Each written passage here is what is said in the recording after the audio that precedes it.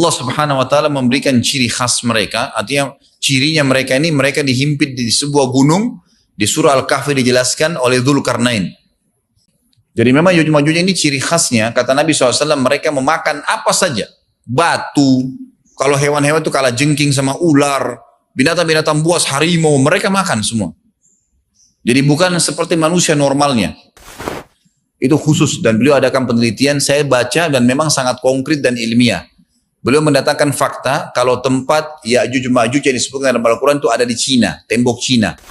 Ada wilayah di Aden, di kota Aden sekarang itu, dan itu hasil penelitian internasional. Aden itu dianggap kota yang paling panas di dunia, karena di bawah kota Aden itu ada api yang bergejolak, dan api itu bisa keluar setiap saat membakar siapapun. Bismillahirrahmanirrahim. Ya'juj dan Ma'juj adalah dua nama suku dari turunan Adam, sama dengan kita manusia. Nabi SAW sebutkan ciri-ciri mereka. Mata mereka sobekannya kecil, sehingga mata mereka kelihatan seperti sipit, tapi bola matanya besar. Mereka memiliki rambut yang keriting, dan mereka memiliki poster yang umumnya seperti poster manusia. Hanya saja mereka ini memang menjadi fitnah, tanda-tanda hari kiamat. Mereka tidak berbaur dengan manusia yang lain. Salah seorang di antara mereka tahu kalau dia akan mati kalau sudah memiliki anak 1000. Tidak ada pengikutnya dari manusia biasa. Pada saat saya pelajari tentang Ya'juj Ma'juj ini tingkat 3 kuliah, kurang lebih waktu itu tahun 96, 97. Dosen saya membuka kitabnya membahas masalahnya, saya sempat tanya sendiri, saya bilang, Syekh, jumlahnya Ya'juj Ma'juj itu berapa banyak? Dia bilang tidak terhitung jumlahnya. Karena ada hadis yang berbunyi mereka akan mendatangi sebuah sungai, kalau tidak salah namanya Sungai Tibria. Sungai itu sekarang ada, besar. Bayangkan sungai ya, airnya banyak mengalir. Kata Nabi SAW, mereka akan mampir dan minum di situ. Mereka semua minum air sungai itu, dan yang terakhir dari mereka datang sudah nggak dapat air.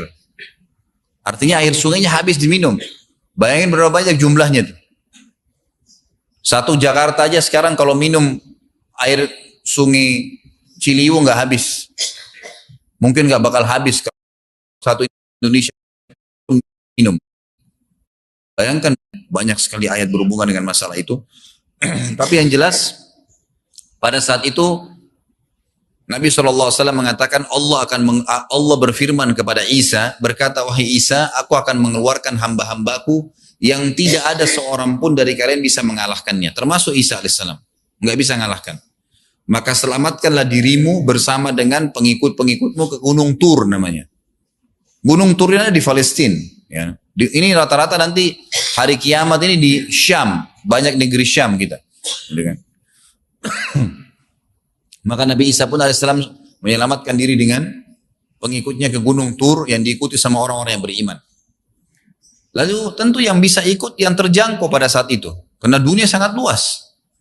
Maka yang tidak sempat ikut dengan Nabi Isa alaihissalam, mereka dibunuh oleh Ya'juj Ma'juj. Allah Subhanahu wa taala memberikan ciri khas mereka, artinya cirinya mereka ini mereka dihimpit di sebuah gunung. Di surah Al-Kahfi dijelaskan oleh Dzulkarnain. Dzulkarnain khilaf antara ahli sejarah mengatakan dia nabi atau dia orang saleh. Tapi Allahu alam, saya cenderung dengan pendapat yang mengatakan dia adalah seorang nabi. Karena Allah SWT angkat ceritanya dalam Al-Quran. Dan Allah berikan dia banyak mukjizat. Di antaranya mukjizatnya adalah menahan Ya'juj Ma'juj waktu itu ingin membuat kerusakan. Di zamannya dia dulu. Jadi memang Ya'juj Ma'juj ini ciri khasnya, kata Nabi SAW, mereka memakan apa saja. Batu, kalau hewan-hewan itu kalah jengking sama ular, binatang-binatang buas, harimau, mereka makan semua. Jadi bukan seperti manusia normalnya. Mereka membunuh semua yang bukan seperti mereka. Mereka buat kerusakan. Sampai-sampai kata Nabi SAW tidak ada yang bisa mengalahkan mereka dan jumlah mereka sangat banyak. Salah seorang di antara mereka tahu dia akan mati kalau sudah punya 1000 anak. Dan tidak menikah dengan umumnya orang. 2 suku ini saja. Kata Nabi SAW dalam hadis Bukhari, kecelakaanlah bagi orang-orang yang ada di Jazirah Arab. Kemungkinan besar makna ini adalah tempat mereka dekat dengan Jazirah Arab. Sebagian, ada satu syekh dari Mesir, sekarang ada bukunya sama saya dan sudah terjemahan bahasa Indonesia, judulnya Ya'juj Ma'juj. Kalau Bapak Ibu mau beli bisa, ada judulnya Ya'juj Ma'juj, tapi saya lupa penerbitnya apa. Itu agak tebal, harganya mungkin sekitar 85 ribu atau 100 ribuan lah maksimal. Itu khusus, dan beliau adakan penelitian, saya baca dan memang sangat konkret dan ilmiah. Beliau mendatangkan fakta kalau tempat Ya'juj Ma'juj yang disebutkan dalam Al-Quran itu ada di Cina, tembok Cina. Jadi seperti yang disebutkan dalam Al-Quran, dua gunung yang disatukan, di antara celah gunung itu ditaruh tembaga-tembaga.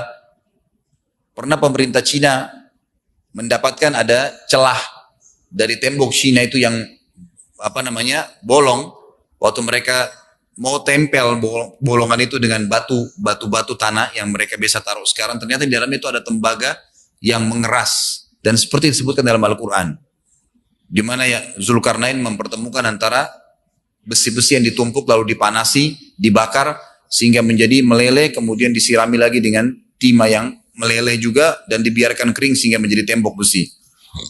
Kata Nabi SAW, kecelakaan bagi orang-orang yang Jazirah Arab karena telah terbuka dari lubangnya Ya'juj Ma'juj sebesar ini. Beliau kasih isyarat dengan jari ibu jari sama jari tengahnya. Artinya mereka sudah bisa melihat keluar.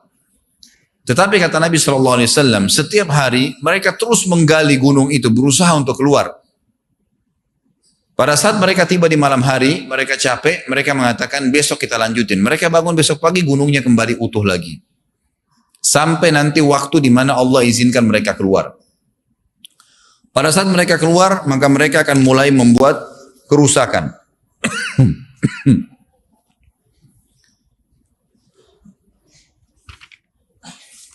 Saya coba jadikan dalilnya.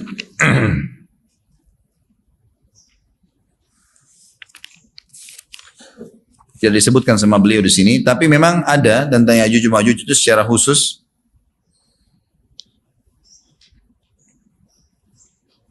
Ya ini, ada di halaman 82 ya. Al-Anbiya 96 sampai 97 ayatnya. A'udzu billahi minasyaitonir rajim, hatta idza futihat Ya'juj wa Ma'jujuhum min kulli hadabin yansilun waqtarabal wa'dul haqqu fa idza hiya syakhisatun absarul ladzina kafaru ya wailana qad kunna fi ghaflatin min hadza bal kunna zalimin. Ingatlah hingga apabila dibukakan tembok Ya'juj Ma'juj, bolong, jebol, dan mereka turun dengan cepat dari gunung-gunung itu, dari seluruh tempat yang tinggi. Kita tahu itu jaraknya berapa ratus kilometer, bahkan mungkin ribuan kalau nggak salah. Semuanya itu akan dipenuhi Ya'juj Ma'juj, dan telah dekatlah, kalau sudah terjadi itu, kedatangan janji yang benar, maksudnya hari kebangkitan. Maka tiba-tiba terbelalaklah mata orang-orang kafir. Mereka berkata, aduhai celaka kami. Sesungguhnya kami dalam kelalaian tentang ini, bahkan kami adalah orang-orang yang zalim. Kenapa? Karena Ya'juj Ma'juj tidak lihat apakah kafir atau beriman. Mereka tidak butuh, bukan seperti Dajjal ya. Dajjal butuh jadi pengikutnya, oke, aman. Ini enggak. Siapa saja ditemuin dibunuh. Dia enggak pandang, enggak mau tanya kamu dari suku mana, kamu agama apa, tidak dipandang. Orang-orang Muslim pada saat itu, yang ikut dengan Nabi Isa AS berhasil selamat. Walaupun pada saat itu di muka bumi umumnya orang sudah beriman. Yang dimaksud di sini orang-orang kafir adalah adanya orang-orang yang masuk Islam karena terpaksa, karena mereka tidak terlalu faham pada saat itu, lalu mereka menganggap remeh informasi dari Nabi Isa AS. Maka mereka terbelalak matanya karena dibunuh oleh Ya'juj Ma'juj. Kata Nabi SAW di dalam hadis sahih, riwayat Imam Bukhari, bahwasanya Ya'juj Ma'juj akan membunuh siapapun yang mereka temui. Bahkan pada saat mereka sudah merasa menguasai bumi, mereka melepaskan anak-anak panah mereka ke langit. Lalu Allah menurunkan anak-anak panah mereka sebagai fitnah, dipenuhi dengan darah. Maka mereka berkata, qatalna man fil ardi wa qatalna man fis sama. Kami telah membunuh semua yang ada di bumi dan semua yang ada di langit. Maka sebagai penutup dalam bahasan itu, kata Nabi SAW, Allah lalu mengizinkan Isa untuk berdoa kepada Allah agar memusnahkan mereka. Maka Isa alaihissalam pun akhirnya berdoa, meminta kepada Allah subhanahu wa ta'ala agar mereka semua dimusnahkan. Maka pada saat itu pun Allah subhanahu wa ta'ala menurunkan kepada mereka hama. Sebagian hadis menyebutkan serangga kecil seperti cacing. Banyak sekali yang menimpa tubuh-tubuh mereka. Setiap orang satu. Dan itu membuat mereka mati. Membuat mereka mati. Dan mereka mati seketika semuanya. Jadi secara bersamaan semuanya meninggal. Allahu a'lam waktu itu berapa ratus juta jumlah orang Ya'juj Ma'juj pada saat itu, tapi semuanya akan mati. Dan seluruh muka bumi dipenuhi dengan jasad mereka. Setelah itu Nabi Isa alaihissalam pun berdoa kepada Allah subhanahu wa ta'ala agar menghilangkan jasad-jasad mereka yang baunya sudah luar biasa waktu saat itu disebutkan dalam hadis. Maka Allah subhanahu wa ta'ala mengabulkan dan mengutus dari arah barat burung-burung yang lehernya panjang dan pelatuk mulutnya besar, yang memegang setiap jasad Ya'juj diambil, diangkat. Setiap orang satu burung. Bayangkan berapa banyak miliaran burung pada saat itu. Kita nggak tahu bagaimana, Allahu a'lam, tapi ini wahyu, penyampaian. Informasi yang pasti. Diambil, kemudian jasad-jasad mereka dilempar ke lautan. Lalu Allah subhanahu wa ta'ala turunkan hujan. Pada saat turun hujan, maka hujan tersebut membersihkan semua bekas-bekas mereka. Kotoran mereka, darahnya segala, bersih. Maka bumi kembali subur lagi. Tapi tidak disebutkan berhubungan dengan masalah ini berapa lamakah kejadian tersebut terjadi. Kemudian setelah itu Isa alaihissalam memimpin lagi di muka bumi sampai beliau meninggal. Setelah Isa alaihissalam meninggal, kembali lagi sebagian besar manusia berbuat kekufuran. Kembali manusia berbuat kekufuran. Mereka kembali lalai, nggak ada lagi pemimpinnya karena terlalu banyak orang pada saat itu, maka ada yang kufur lagi. Maka Allah subhanahu wa ta'ala keluarkan tanda-tanda kiamat besar yang kelima. Yang kelima ini adalah keluarnya hewan atau binatang melata. Binatang melata ini disebutkan dalam hadis yang sahih riwayat Bukhari, bahwasanya Allah SWT akan keluarkan, tapi tidak disebutkan dari bumi mana dia keluar. Dia akan keluar hewan melata yang bisa berbicara seperti manusia dan badannya dipenuhi dengan bulu. Allahu a'lam bagaimana. Kemudian dia datangi orang-orang yang kufur tersebut dan menasihatin dan mengingatkan mereka. Mengingatkan mereka. Satu persatu diingatkan. Satu persatu. Terus diingatkan. Yang tidak mau beriman, dalam hadis dikatakan dicap oleh hewan tersebut. Allahu a'lam dicap seperti apa. Sehingga ketahuan mana yang kafir, mana yang beriman. Terus dia keliling di muka bumi tapi tidak disebutkan berapa lama. Dia cuman mendakwai, meluruskan. Yang beriman sudah, yang tidak beriman dicap sama dia. Ada tanda, oh ini berarti kafir. Seperti itu saja. Lalu kemudian Allah lenyapkan si dabbah ini. Kemudian datang tanda-tanda kiamat yang ke-6. Tanda-tanda kiamat yang ke-6 yang lebih banyak dipilih oleh para ulama adalah terjadinya tadi 3 gerhana. 6, 7, 8. Itu berentetan semua. Longsor besar. Di timur, di barat, dan di jazirah Arab. Ini tanda-tanda kiamat terjadi serentak. Sudah 8. Kemudian terjadi yang ke-9. Keluarnya api dari negeri atau dari kota Aden. Kota Aden ini di Yaman ya. Subhanallah, baru tadi malam saya lihat cuplikannya di YouTube. Ada wilayah di Aden, di kota Aden sekarang itu. Dan itu hasil penelitian internasional. Aden itu dianggap kota yang paling panas di dunia. Karena di bawah kota Aden itu ada api yang bergejolak. Dan api itu bisa keluar setiap saat membakar siapapun. Tentu hadis menjelaskan tentang masalah api yang keluar ini, artinya api bukan main-main, ini bukan kebakaran sebuah masjid atau sebuah bangunan 10 tingkat. Api ini bisa menghalau manusia untuk jalan karena panasnya. Sebagian riwayat menjelaskan api tersebut akan berdiri seperti gunung yang besar dan dari seluruh pelosok dunia bisa kelihatan. Kita bisa bayangkan bagaimana itu. Yang akhirnya akan menggiring atau menghalangi orang-orang untuk jalan, susah. Sebagian ulama hadis mengatakan mereka nggak bisa jalan, tidak bisa ada penerbangan, tidak bisa ada orang jalan karena panasnya bumi ini dari api tersebut. Dan subhanallah, tadi malam saya lihat cuplikannya. Bapak Ibu bisa ketik, kalau tidak salah atau ditulis di YouTube itu, api di kota Aden. Dan itu diambil gambaran amatir ya. Orang mengambil sendiri itu, jadi ada beberapa wilayah tanah di wilayah Aden itu memang asapnya keluar. Dan pada saat dikorek di bawah itu memang api, bara api yang besar. Dan itu memang kemungkinan besar akan keluar satu waktu, Allahu alam kapan. Tapi tanda-tanda kiamat. Dan yang terakhir tanda-tanda kiamat sebelum ditiup sangkakala adalah terbitnya matahari dari tempat terbenamnya. Dan ini sudah terakhir sekali. Makanya kata Nabi SAW, taubat akan diterima sebelum matahari terbit dari tempat terbenamnya. Artinya selama yang lain itu masih ada, masih bisa taubat. Kalau sudah itu, sudah sulit. Ini tanda-tanda kiamat. Sebagian ulama menambahkan, ada yang mengatakan sudah masuk waktu. Baik, kalimat ini saja saya sampaikan. Nanti baru kita break sholat, habis itu seperti biasa, ada tanya jawab silakan setelah sholat sunnah ba'diyah. Sebagian ulama memasukkan tanda-tanda hari kiamat kecil, ada yang masukkan tanda-tanda kiamat besar. Ada dua hal. Yang pertama itu adalah keluarnya Dzu Suwakatain. Ada orang dari negeri Habasyah dikenal dengan Dzu Suwaka. Dzu Suwaka ini sak artinya betis. Diberikan julukan Dzu Suwaka karena betisnya sangat kecil. Gitu kan? Betisnya sangat kecil. Orang ini, Bapak Ibu sekalian, kata Nabi SAW akan menghancurkan Ka'bah. Akan menghancurkan Ka'bah. Kata Nabi SAW, betisnya sangat kecil sampai diberikan julukan Dzu Suwakatain. Dan kata para ulama pada saat itu memang manusia sudah sunyi, nggak ada lagi yang datangin Ka'bah. Orang-orang sudah lalai, gitu kan?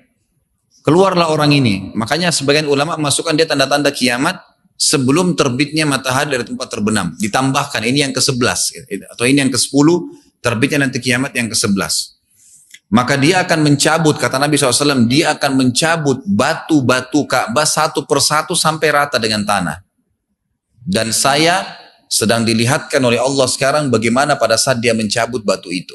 Hadis sahih riwayat Bukhari Muslim. Yang terakhir, yang kedua, yang berhubungan juga dengan tanda-tanda kiamat, ada yang memasukkan kiamat kecil, tapi ini lebih dekat dengan kiamat besar. Orang yang terakhir meninggal, itu adalah orang dari asli suku Madinah, yang sedang mengembala kambing. Ini termasuk tanda-tanda kiamat. Kata Nabi SAW, orang yang terakhir meninggal dari kalian kalangan manusia. Semua orang sudah mati, tinggal dia sendiri. Tapi dia nggak tahu. Dia lagi mengembala kambing, kemudian dia masuk dengan gembalanya ke kota Madinah, ditemukan semuanya tidak ada kehidupan. Nggak ada orang, nggak ada binatang, nggak ada apa-apa, tinggal dia sendiri. Pada saat dia meletakkan telapak kakinya di kota Madinah, maka pada saat itu dia meninggal. Dan inilah manusia terakhir meninggal sebelum ditiup sangkakala terakhir. Gitu kan. Allahu a'lam. Ini yang kita bisa sampaikan. Insya Allah kita akan kembangkan dengan pertanyaan. Tapi mungkin sebelum pertanyaan, saya coba akan membahas beberapa dalil insya Allah setelah sholat ba'diyah nanti. Subhanakallahumma bihamdika. Asyhadu an la ilaha illallah astaghfirullah wa atubu ilaih. Wassalamualaikum warahmatullahi wabarakatuh. Assalamualaikum warahmatullahi wabarakatuh. Alhamdulillah. Wassalatu wassalamu ala rasulillah. Berhubungan tadi tentang masalah dabbah, binatang melata yang akan dikeluarkan oleh Allah. Anda kalau mau lihat di rumah bisa dilihat dalam surah An-Naml ayat 82. An-Naml ayat 82 tentang masalah binatang melata yang akan dikeluarkan oleh Allah Subhanahu wa taala. Tentu tadi setelah matinya Ya'juj Ma'juj, matinya Nabi Isa alaihissalam. Baik, kita sekarang sudah selesai membahas tentang tanda-tanda hari kiamat. Dan tadi termasuk tanda kiamat besar sudah sampai terakhir saya jelaskan. Sekarang tinggal proses sebelum hari kiamat itu sendiri. Di dunia ini akan terjadi kiamat, artinya penghancuran oleh Allah Subhanahu wa taala. Itu Allah ceritakan di dalam surah Az-Zumar ayat 68 sampai ayat 70. Saya bacakan Az-Zumar ayat 68 sampai 70. A'udzu billahi minasyaitonir rajim wa nufikha fis-sur fasa'ika man fis samawati wa man fil ardi illa man syaa Allah thumma nufikha fihi ukhra fa idahum qiyamun yanzurun وأشرقت الأرض بنور ربها ووضع الكتاب وجيء بالنبيين والشهداء وقضي بينهم بالحق وهم لا يظلمون ووفيت كل نفس ما عملت وهو أعلم بما يفعلون. Dan pada saat itu ditiuplah sangkakala. Israfil meniup sangkakala yang pertama, maka matilah semua yang di langit dan di bumi. Semua yang di langit dan yang di bumi. Kecuali yang Allah kehendaki. Kata para ulama tafsir, yang Allah kehendaki adalah Jibril, Mikail, Israfil. Mereka tidak akan mati. Karena ini semua akan mati. Sementara nanti yang tiup sangkakala yang kedua, Israfil juga. Nggak mungkin dia mati di situ. Jadi semua di sini, ya Allah musnahkan kecuali yang Allah inginkan. Kata ulama dari kalangan malaikat itu adalah Mikail, Jibril, Mikail, Israfil. 3 malaikat yang terkenal sebagai pemimpin para malaikat. Dan 8 malaikat pemikul singgasananya Allah, ya, yang dikenal dengan Hamalatul Arsh. Kemudian seluruh yang ada, penjaga-penjaga surga dan penjaga neraka. Di surga ada malaikat Ridwan dan seluruh yang ada bersama dengannya, dan di neraka ada malaikat Malik dan seluruh kawan-kawannya menjaga neraka, serta semua yang ada di surga dari bidadari, dari wildanun mukhalladun, bidadara, semua itu tidak kena. Jadi di sini yang Allah maksudkan, yang dimaksudkan sini kecuali siapa yang Allah kehendaki tidak akan kena, tidak akan meninggal dengan tiupan sangkakala tersebut. Dalam sebuah hadis Bukhari dikatakan Allah akan menyuruh Israfil meniupkan sangkakala yang pertama, maka hancurlah semua ada di langit dan di bumi. Semua bintang-bintang, semua makhluk, jin, manusia, hewan-hewan, tumbuh-tumbuhan. Kemudian ditiuplah sangkakala itu sekali lagi. Dan di dalam hadis yang sahih, kalau yang pegang buku bisa lihat di halaman 89 ada hadisnya. Kata Nabi SAW dalam hadis yang diriwayatkan oleh Imam Muslim nomor 2955, "Ma bainan nafkhataini arba'un. Thumma yunzilu Allahu minas sama'i ma'an fayambutuna kama yambutul bagal atau bakal. Walaysa minal insani syai'un illa yabla illa 'azman wahidan wa huwa ajbu dhanab minhu yurakkabul khalqu yaumal qiyamah." Jarak antara 2 tiupan trompet sangkakala itu 40 tahun. Ada sebagian ulama hadis mengatakan yang dimaksud dengan arba'un adalah 40 hari. Allahu a'lam. Yang jelas hadis mengatakan jarak antara 2 tiupan sangkakala 40.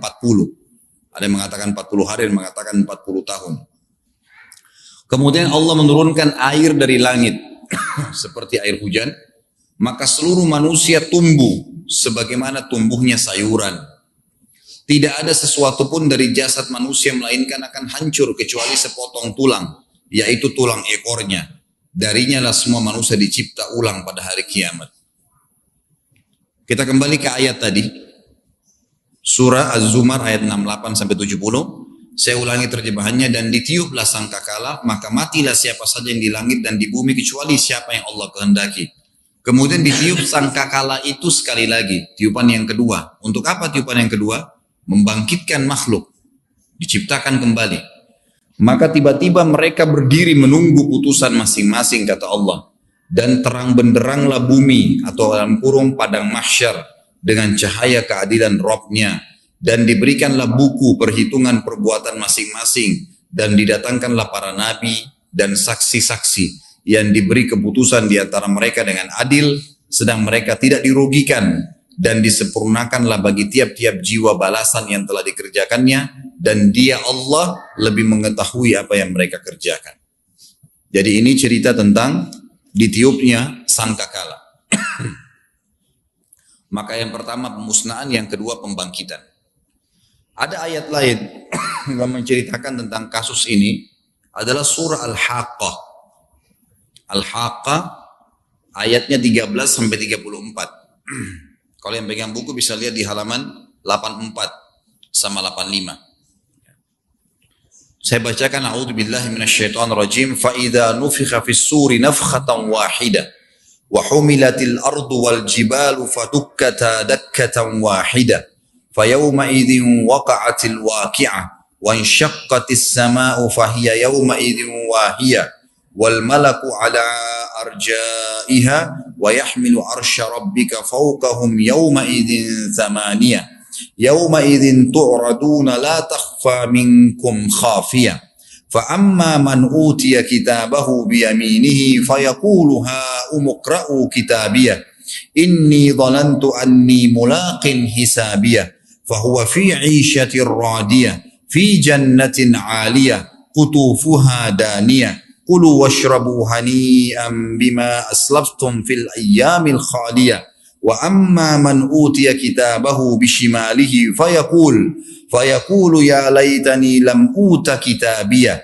ولم أدر ما حسابيه يا ليتها كانت القاضية ما أغنى عني ماليه هلك عني سلطانيه خذوه فغلوه ثم الجحيم صلوه ثم في سلسلة ذرعها 70 ذراعا فاسلكوه إنه كان لا يؤمن بالله العظيم ولا يحض على طعام المسكين. Al-Haqqah ayat 13 sampai 34. Allah rincikan luar biasa.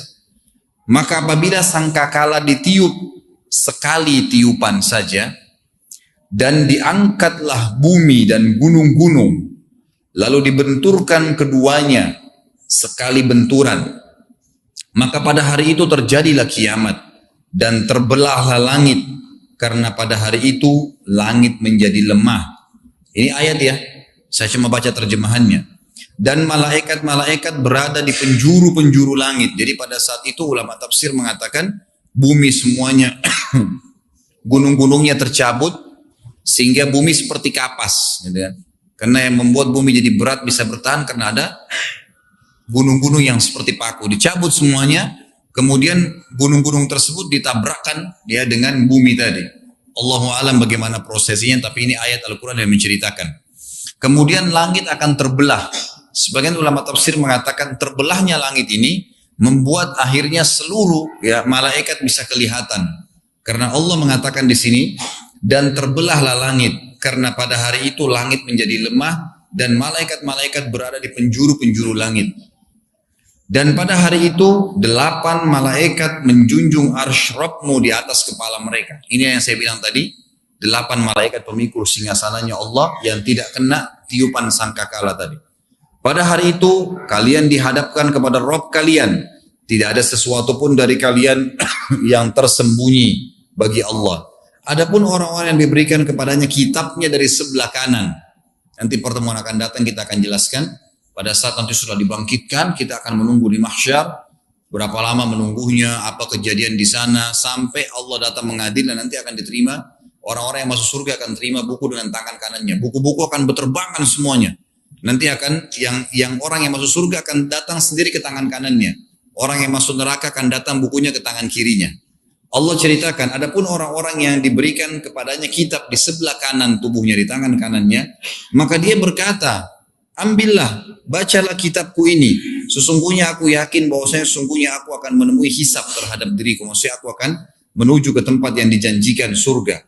Maka orang itu berada dalam kehidupan yang diridhai dalam surga. Yang tinggi, buah-buahannya dekat. Kepada mereka dikatakan makan dan minumlah dengan sedap. Disebabkan amal yang telah kalian kerjakan pada hari-hari yang telah lalu di dunia. Nanti insya Allah ada pertemuan akan datang juga. Selain kita cerita tentang mahsyar pandang lebar satu pertemuan itu, nanti juga kita bahas tentang surga dan neraka. Itu juga butuh pertemuan sendiri. Surga satu pertemuan, neraka juga satu pertemuan. Akan ada bahasan sendiri. Ini secara global Allah ceritakan bagaimana prosesnya. Setelah mahsyar, hisab langsung ada, orang terima tangan kanan akan masuk ke dalam surga. Nanti kita jelaskan surga itu bagaimana tanahnya, kerikilnya, pohon-pohonnya, pakaiannya, luar biasa, segala macam. Adapun orang-orang yang diberi kepadanya kitab dari sebelah kirinya, tangan kiri dia berkata, wahai alangkah baiknya kiranya tidak diberikan kepadaku kitabku ini. Karena dia sudah lihat, kalau tangan kiri pasti ahli neraka. Dan aku tidak mengetahui apa hisab terhadap diriku. Wahai kalau kiranya kematian itu telah menyelesaikan segala sesuatu. Coba dulu waktu aku mati, udah selesai. Udah nggak ada lagi hisab, gitu kan. Dan aku tidak mengetahui. Lalu dia mengatakan, coba seandainya kematian itu bisa menyelesaikan semuanya. Hartaku sekali-kali tidak bermanfaat bagiku yang dia kumpulkan di dunia. Telah hilang kekuasaan dariku. Allah berfirman, peganglah dia kepada para malaikat. Belenggulah tangannya di lehernya. Kemudian masukkanlah dia ke dalam api neraka yang menyala-nyala. Kemudian belitlah dia dengan rantai yang panjangnya 70 hasta. Sesungguhnya dia dahulu tidak beriman kepada Allah yang maha besar. Dan juga tidak mendorong orang lain untuk memberikan makan miskin atau orang-orang miskin. Jadi ayat ini menjelaskan kepada kita tentang ditiupnya sangkakala dan kemudian terjadi dua kali. Satu kali penghancuran, satu kali lagi pembangkitan. Setelah ditiupkan sangkakala yang pertama hancur semua, ditiupkan sangkakala kedua, maka Allah turunkan hujan dan bangunlah semua manusia. Pada saat mereka bangkit di mahsyar, maka pada saat itulah terjadi kebesaran Allah Subhanahu wa taala. Semua manusia akan dibangkitkan. Dalam hadis kata Nabi SAW riwayat Bukhari, kalian akan dibangkitkan pada hari kiamat di mahsyar. Tinggi kalian seperti ayah kalian Adam, 60 siku ke langit, berarti 27,5 meter. Dan semua wanita akan kembali kepada poster ibunya Hawa, 40 siku ke langit atau 17,5 meter. Lalu kemudian kalian akan dibangkitkan dan berdiri semua di belakang para nabi-nabinya. Dan kalau yang tidak ikut nabi maka berdiri di belakang sesembahannya. Maka Allah berkata kepada orang-orang yang menyembah selain Allah, ikutilah sesembahan-sesembahan kalian.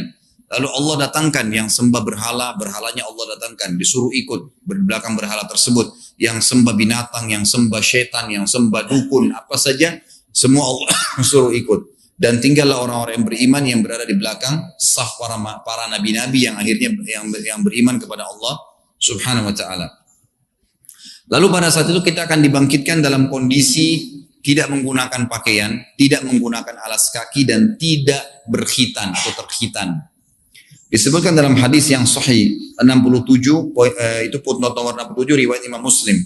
Yang pegang buku bisa lihat halaman 89. Beliau sallallahu alaihi wasallam pernah berkhutbah berkata, "Ayyuhan nas, hai sekalian manusia, innakum mahsyuruna ila rabbikum hufatan uratan gurla." Wahai sekalian manusia, sesungguhnya kalian pasti akan dihimpun di padang mahsyar di hadapan Rabb kalian dalam keadaan telanjang kaki, telanjang badan, dan tidak tersunat.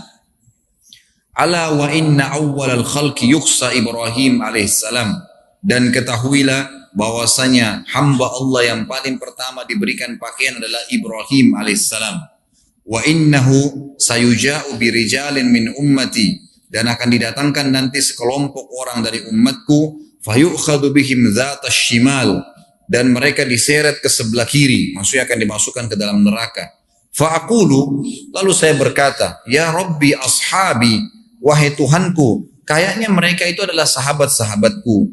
Fayaqulu innaka la tadri ma ahdatsu ba'dak, sesungguhnya kau tidak tahu apa yang mereka lakukan sepeninggalmu. Kata para ulama hadis, dijabarkan oleh para sahabat yang memahami dari Nabi SAW hadis ini adalah orang-orang yang tadinya masuk Islam, kemudian mereka lemah, lalu mereka murtad setelah Nabi SAW meninggal. Seperti kasus kaumnya Musailam al-Kadzab, gitu kan, yang mengaku sebagai Nabi dan akhirnya banyak pengikutnya, 100.000 sukunya dia, mengaku dia sebagai Nabi dan mengkufur kepada risalah Nabi Muhammad SAW.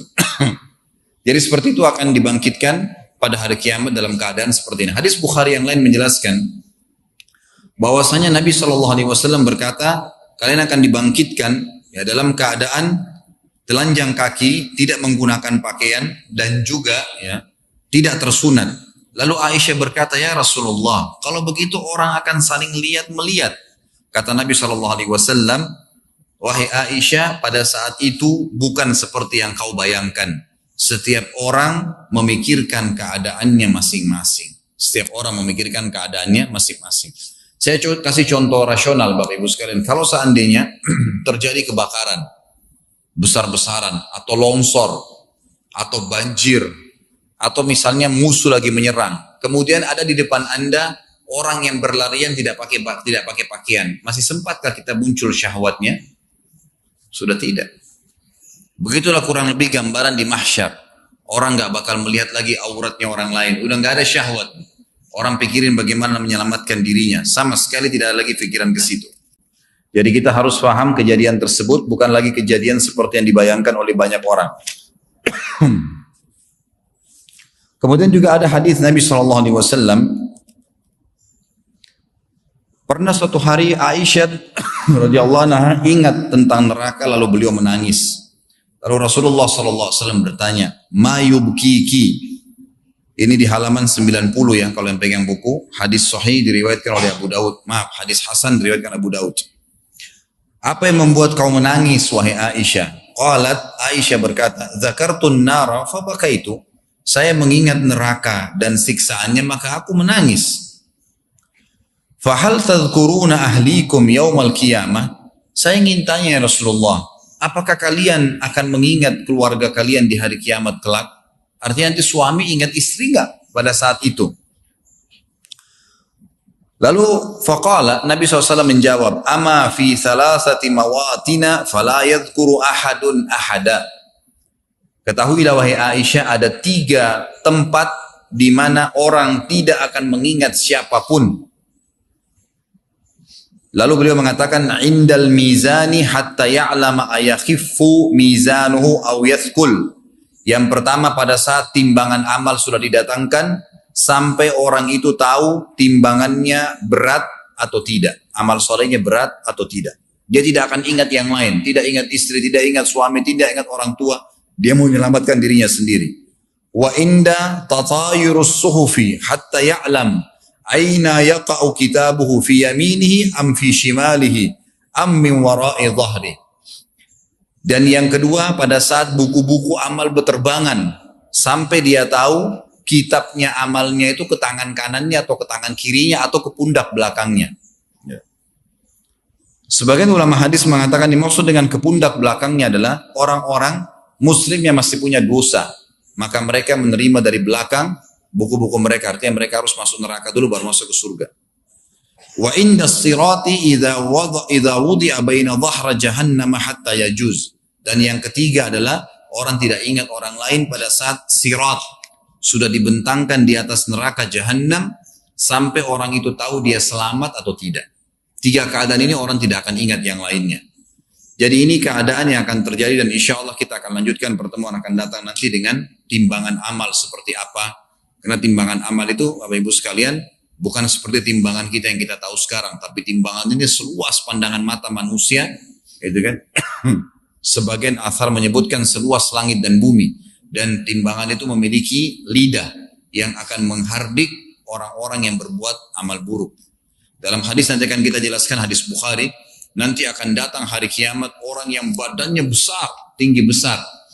Karena dia ingin supaya amal berat, amal solehnya bertambah berat supaya masuk ke surga, maka dia pun loncat ke dalam timbangan itu. Padahal pada saat itu kita sudah jelaskan tadi hadis Bukhari, pada hari kiamat semua laki-laki akan seperti poster ayahnya Adam. Bayangkan kalau 27,5 meter tinggi seorang laki-laki loncat ke dalam timbangan, seperti apa timbangannya itu? Dan kata Nabi SAW, itu tidak berpengaruh terhadap timbangan amalnya. Tidak berpengaruh sama sekali. Dan timbangan ini pada hari kiamat memang makhluknya Allah diciptakan yang dia akan hitung yang membuat dia berat hanya amal saleh. Tubuh manusia atau yang lain tidak akan berpengaruh. Nanti insya Allah kita akan lanjutkan lebih jauh tentang masalah itu dan cukup malam ini kita bahas sampai di sini.